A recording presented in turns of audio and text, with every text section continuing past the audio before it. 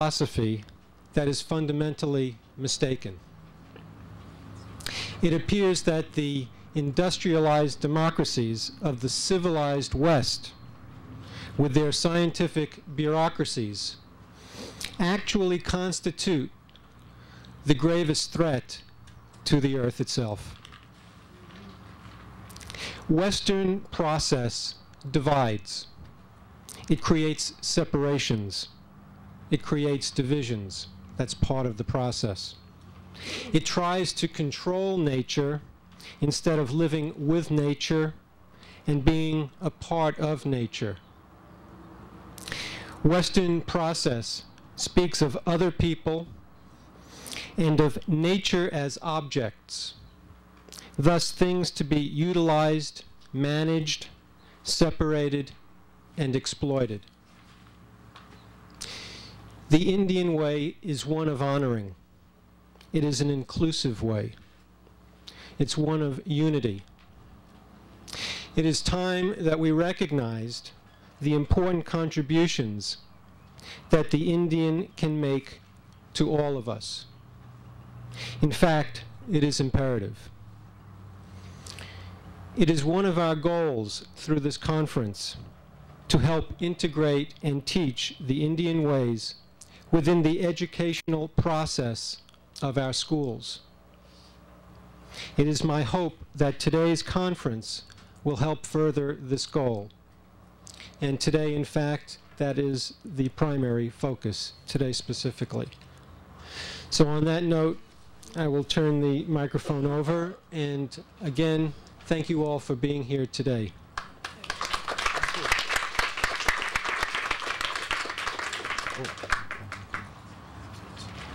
After the three.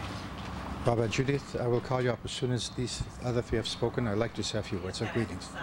Okay, that's fine. I thought you disappeared on me. That would have been a disaster. Okay, fine. A rabbinic disaster. And now my pleasure is, of course, to introduce a gentleman whom I have learned to admire as a co-worker for the sake of peace. And that is Reverend Leland Stewart, who is the founder and central coordinator of Unity and Diversity World Council. Do come up, Leland, and share with us your ideas on how to welcome Native American involvement in interfaith groups.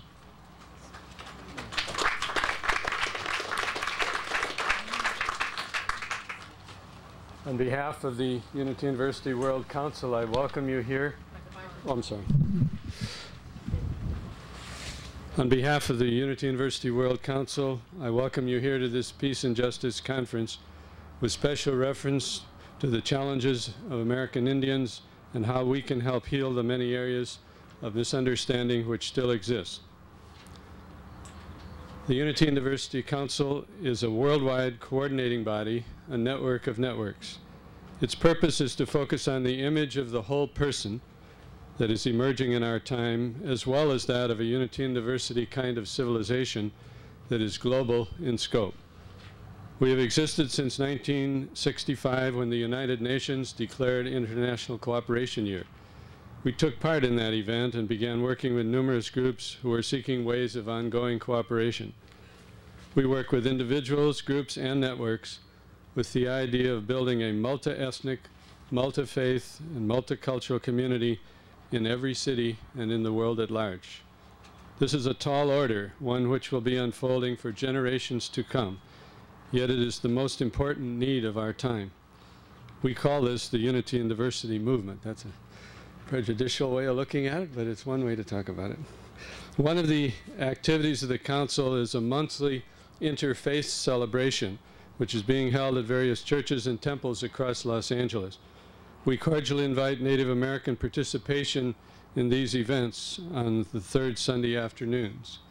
Each interfaith celebration should have a Native American presenter, and we would be most pleased to work this out according to your suggestions. This is also true of other programs, including our General Assembly, which meets monthly on the second Saturday in the morning. We invite you to participate in this conference with great expectancy, but no expectations. Take part in the sessions, bring your whole being with you, and respond to what is happening. seek mutual understanding between the participants, and look for ways of ongoing cooperation that are emerging. May this weekend be a high point in our lives. May there be an ongoing effort to help Native Americans be more and more a part of the larger body of American life. We hope that there can be lectures and workshops by Native Americans from this point on, so that non-Indians can learn more about Indian culture. May there be sincere dialogue to help build the pluralistic society of the future in the spirit of unity and diversity. Thank you for being here.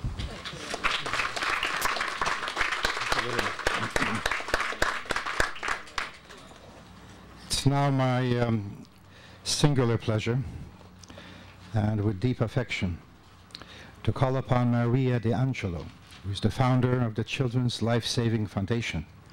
Not so quick, Maria. She's going to speak of her knowledge of American Indians, how to teach Indian history and experience. I call her many times Mother Maria, because she has become indeed a mother to literally thousands of underprivileged children, sick children, lonely children, across the war zones in our larger city of Los Angeles. She's to me a legend, you see, a living legend, and she's a flower of compassion and love. It's in this spirit I call upon Maria De Angelo.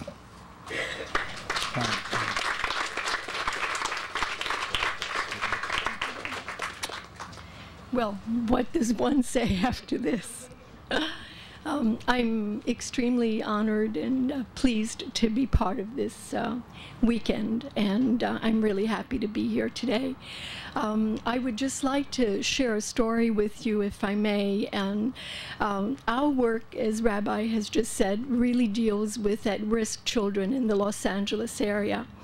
And about 7 years ago, I had the wonderful pleasure of meeting a young man by the name of Yehola Sims, who called me from Riverside. He had heard that we were working with some medical doctors, and he was a teacher, a counselor at one of the last remaining schools in Riverside for about 450 Native American young men and women. So he invited me to go out there to see how we could help, and I did, you know, and we have been friends ever since. When we were blessed to receive the use of some property about 5 years ago at the Circle X Ranch in Malibu, which is 1,700 acres of the most beautiful campsite. It's Chumash land. It was very evident to me that Yehola Sims and elders would be part of our work. So one of our programs is this year-round camp, and one of our programs is a program called Unity Through Diversity, appropriately enough, where we bring about 70 to 75 teenagers for a 4-day period to come up to this campsite. And Yehola and Grandfather Condor have been very instrumental in this process. I realized how important it had all been the very first time they were all together with these children. Now you have to understand, these are teens from the inner city, and there were Latino gangs, and there were some black gangs, and there were some Asian children, Native Americans, and whites. And this was a very rowdy group. And when they first arrived on a Friday night, the Latinos were at one end, and the black kids were at the others, and everybody was in between. And it was, you know, really something else. What I'd like to share with you is what happened that weekend, and the importance and the sense of honor that Grandfather Condor and Yehola instilled in these children without saying anything. It just became their very presence, the fact that they did Indian ceremony, the fact that they were honoring these children. By the second night, we were sitting around a campfire, and by now, you know, you could already see, you know, children, the young people just honoring everything that was going on, and they were feeling safer, and they were looking at each other more. And we were about 100 people around this sacred circle, and quietly grandfather passed around a sacred talking stick, and he said to everyone that as each one would be holding this sacred talking stick, they would be now sharing from their hearts. And what happened that very first weekend was extraordinary. A young man shared that he had lost his best friend to a gang-related shooting just about 4 days before, and he was a young Latino, and he was one of the gang leaders. And then he just started crying uncontrollably. He just started sobbing, and you didn't hear a murmur, you know, there was just not a sound to be heard, when from the other end of the circle, the young black man who was in charge of this other, you know, gang got up from his side of the circle. He went around to the Latino boy, and they hugged each other, and they both sobbed, and we all cried, you know. I mean, it was an incredible thing to witness. And I just want to say that I feel that not only did grandfather and Yohola educate these young people about the Chumash and the traditions and the religious ceremony, but they brought their presence, which was honor. You know, I am honoring you young people, and they in turn, you know, did that. So our work is very important in that it's never done without, you know, Native American teachings, and that's really the importance, you know, of not so much, you know, what you teach young people, but how you are and who you are. And grandfather, and you just instills a tremendous sense of honor, and that's the importance, I think, of the education of these people. Thank you so much.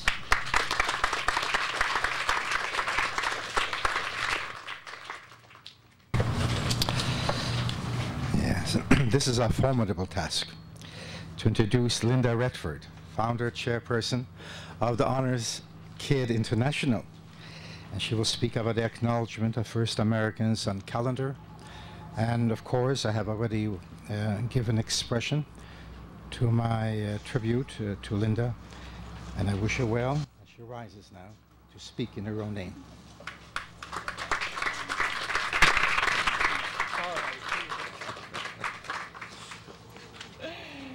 Thank you, Rabbi Herson. I'm sorry? Microphone? Yes. I'm taller than you are. I want you to always remember that. I've got it. I've got it. Well, we have a physical solution to this.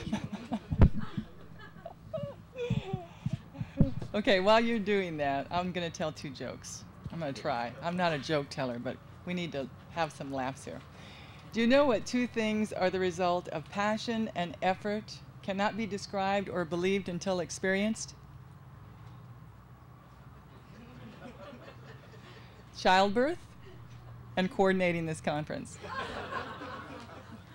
It has not been painless, but hopefully it will be rewarding for all of us. Okay, here's another one.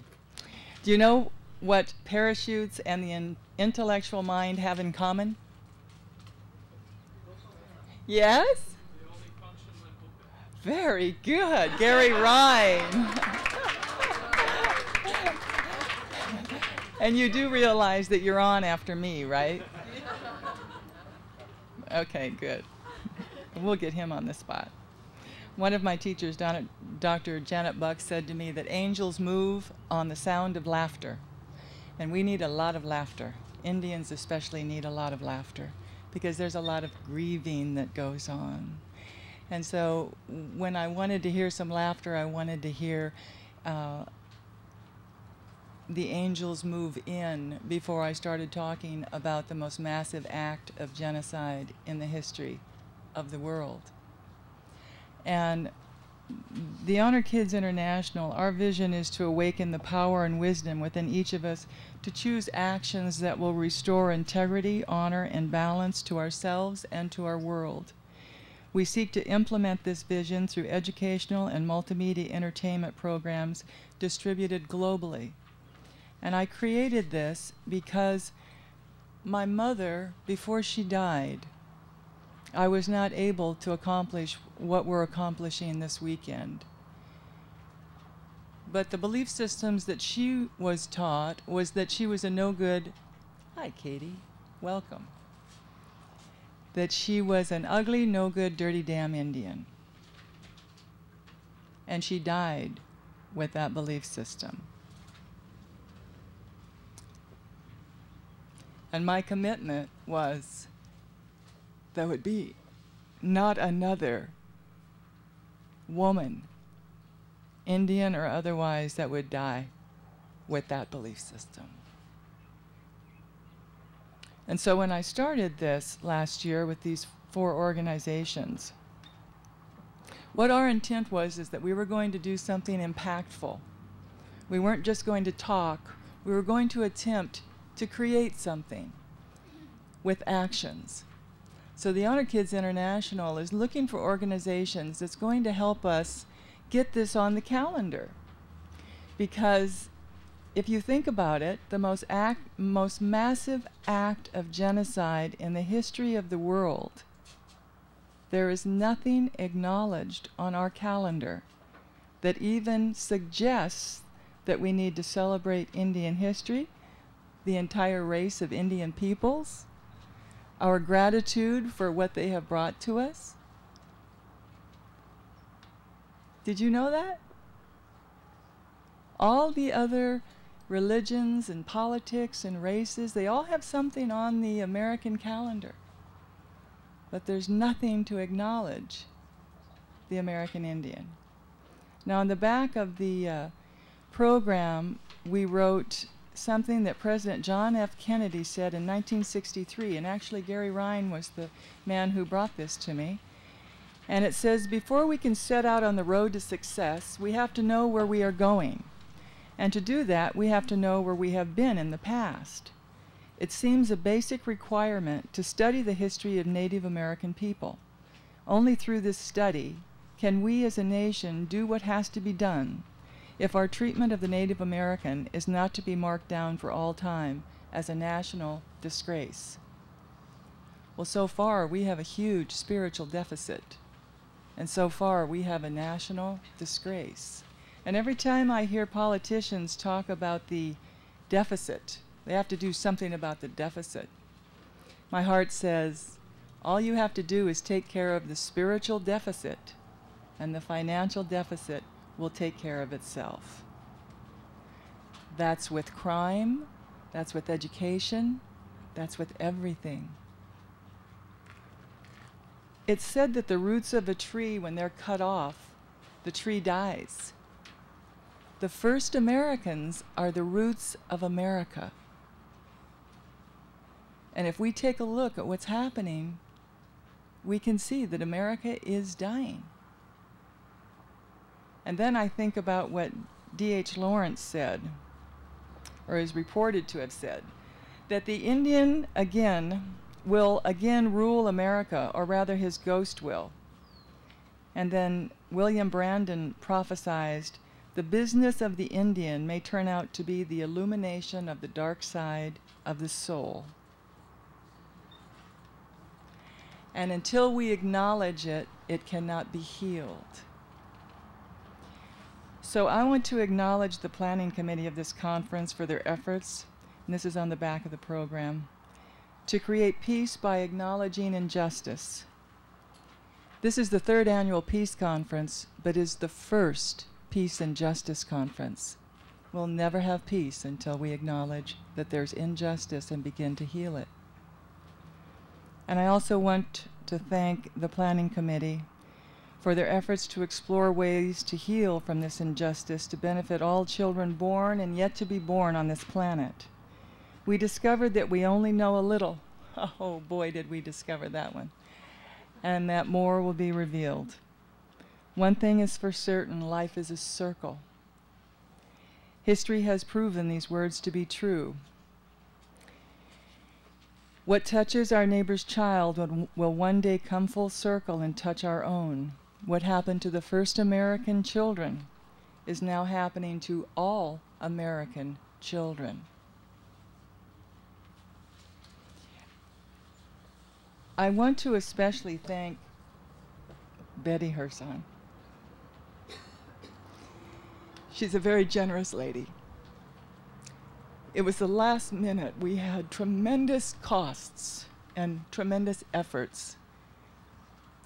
And Betty Herson met that challenge.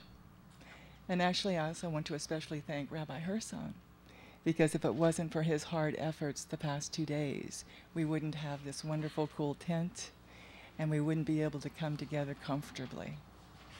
So I want to thank both of them very much.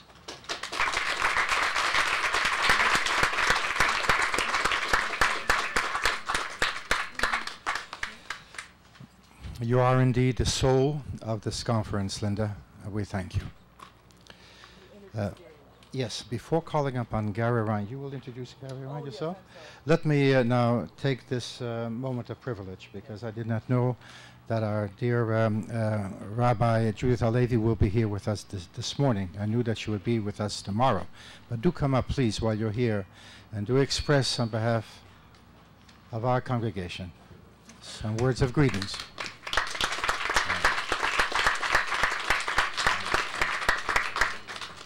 And I'm much shorter than Linda. Thank you, Rabbi. Thank you, Linda. I'd like to welcome all of you to the Malibu Jewish Center and Synagogue.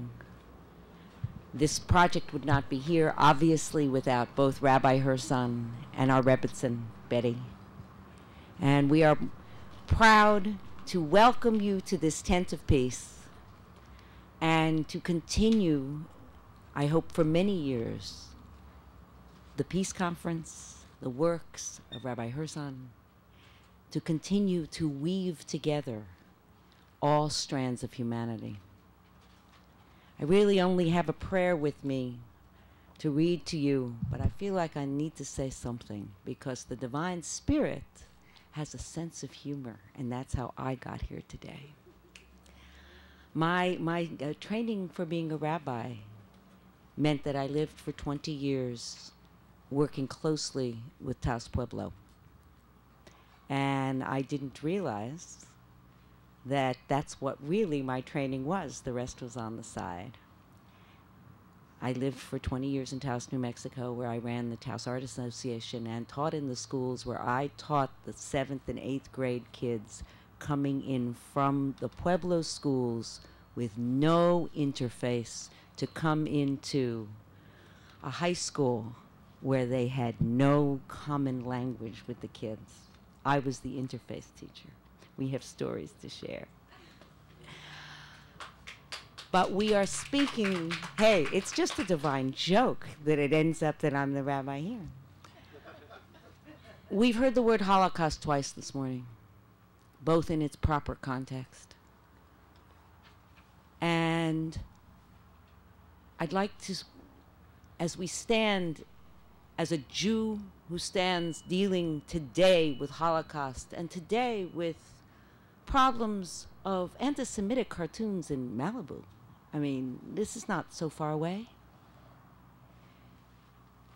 And looking at the footsteps of D.H. Lawrence standing there overlooking Taos Pueblo when he made that comment about the spirit of the Indian nation.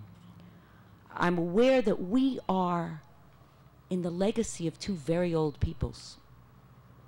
Time passes.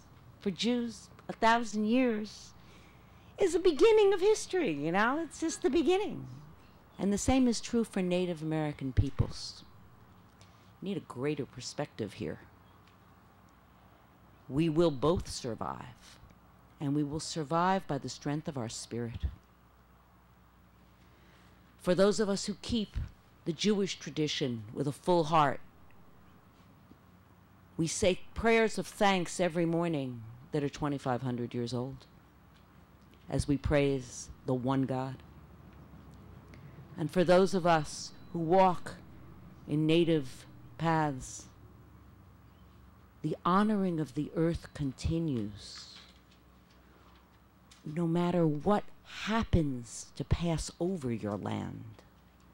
I've had the privilege of standing on Christmas morning. My kids celebrate Christmas. Yes, they do. They understand that Christmas is when you go to the Pueblo and you've had bonfires at night and you watch the deer dance in the morning. They wouldn't miss it, and neither would I. And hear the sound of the earth reverberating with the sound of those sticks as old men come out of the kiva and honor the earth on a crisp, cold New Mexico morning. This will not die. This will not pass from the earth. And so it is incumbent upon us to protect that spirit in any way that we can. We are the guardians of spirit, and that's why we're here today. I'd like to just add a prayer which in our tradition is called the Aleinu. It is upon us. Only the translation is by Judy Chicago, who is Jewish, who is living in New Mexico, and who brings us an interesting perspective on the Aleinu. And then all that has divided us will merge, and then compassion will be wedded to power, and then softness will come to a world that is harsh and unkind. Then both men and women will be gentle. Then both women and men will be strong. And then no person will be subject to another's will. And then all will be rich and free and varied. And then the greed of some will give way to the needs of many. And then all will share equally in the earth's abundance. And then all will care for the sick and the weak and the old. And then all will nurture and nourish the young.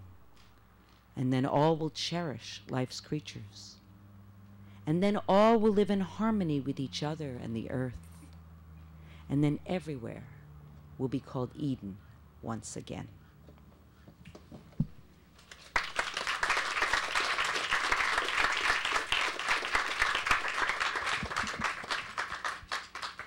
Okay, we got to get this taller. Thank you, Rabbi. Okay, now we're running a little bit behind, but we want you to take your